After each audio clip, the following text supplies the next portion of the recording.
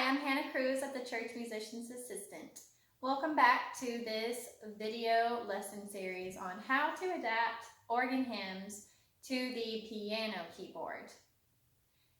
In this lesson, I want to talk about how you can spice up the harmonies that are written on the page by just adding a couple of color tones. Color tones are like sevenths, ninths, 11ths, and 13ths above the root. When I talk about sevenths as color tones, for the most part, what that's going to be is a major seventh above the root. So if you're playing an E flat chord in this hymn, Be Thou My Vision,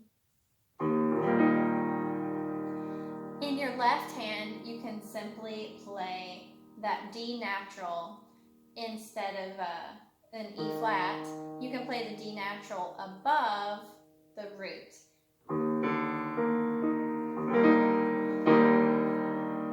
That major seventh is going to add a little bit of color to the chord.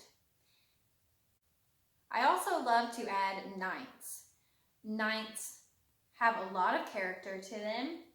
You can also think of them as a whole step above the root. So in the case of E flat major, for example, it might sound like this.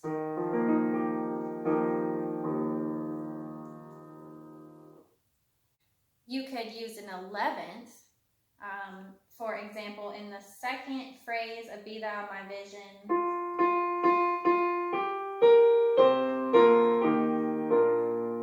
Right there on the 5 chord, the B flat chord, we could add in the 11th of B flat, which is an E flat, and that would add a nice color, which also leads us into the next chord, which is A flat. So here's what that sounds like.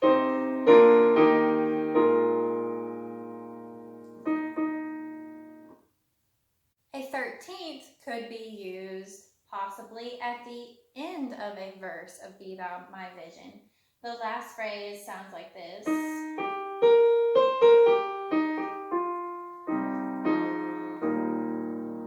We could throw in the 13th, which happens to be a C natural on the E flat chord, so that would sound like this.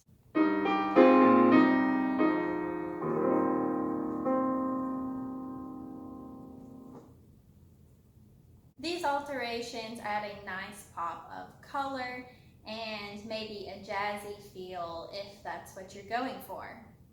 Now, just to clarify things for you, there are regular 7ths, 9ths, 11ths, 13ths, and then there are sharp 11s and flat 7s and so forth. And what do those things mean?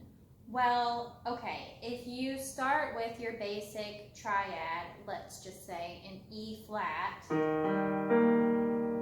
if you add a major 7th on top of that, it sounds like this. That's a D natural.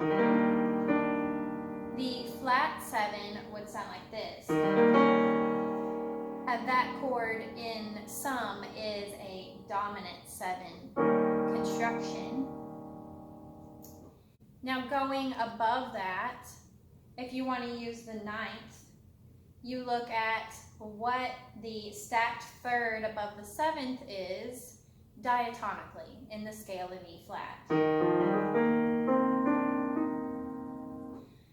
Now that would be an F natural, because F natural is diatonic in the scale of E flat. You could use a sharp 9.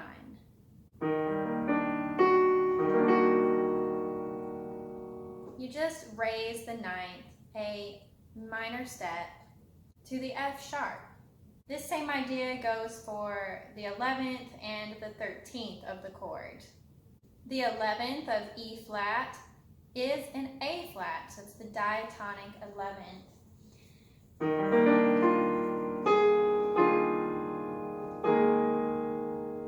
And if you sharp the 11th, that sounds like this.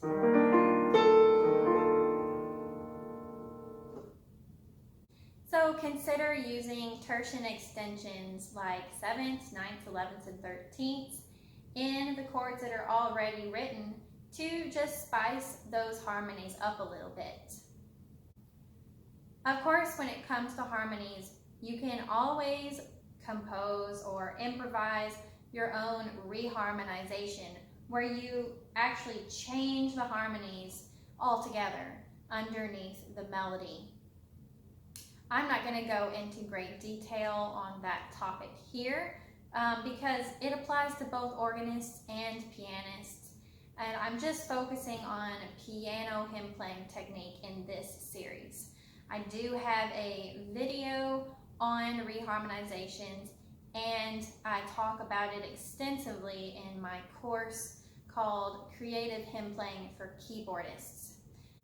Alright, so I've given you a couple ideas of what you can do with harmony to improve your hymn playing on the piano.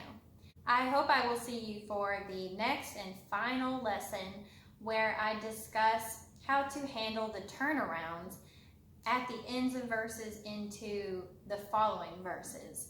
It's a little bit different on the piano than it is on the organ. See you soon.